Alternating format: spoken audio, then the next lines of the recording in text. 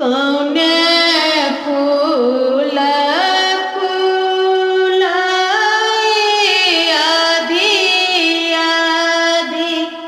रतिया कौने फूल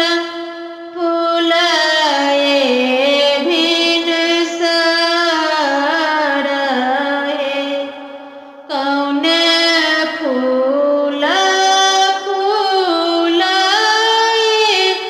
आधी आधी रतिया कौने फूल फुलाए बिन सरहे ताही फूल लुबु धर सुंदर दुल्हा बुझत ने रउदा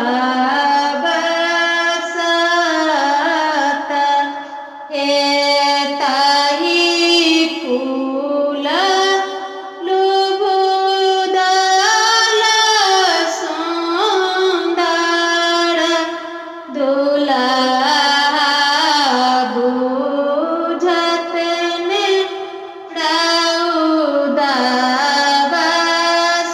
बसत एक हाथ लेलन सुहाग तेल फूलेल नयन से झरनी नोरहे एक हाथ लेलन सुहाग तेल फूलेल नयन सझरनी नोरहे किए मोन परलउ सुहाग माए बाप के राज किए मोन पड़ल छोट भाई है किए मोन पड़ल सुहाग माए बाप के राज किए मोन पड़ल छोट भाई है नहीं मोन पड़ल सासु माए बाप राज नहीं मोन पड़ल छोट भाई है नहीं मोन पड़ल सासु माए बाप राज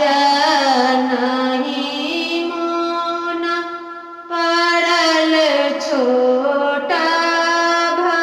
भाई है एक मोन पड़ल सासु आही केरा बेटा बाज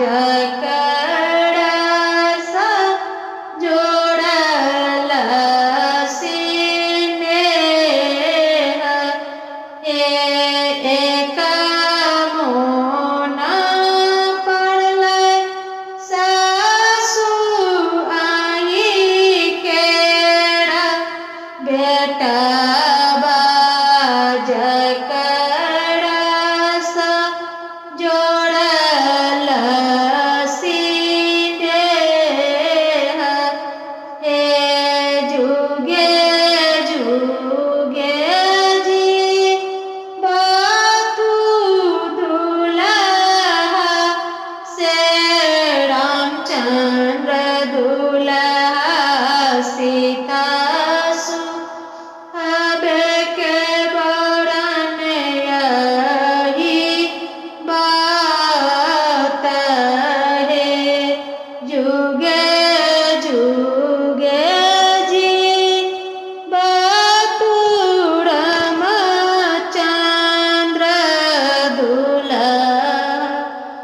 સીતા સુવા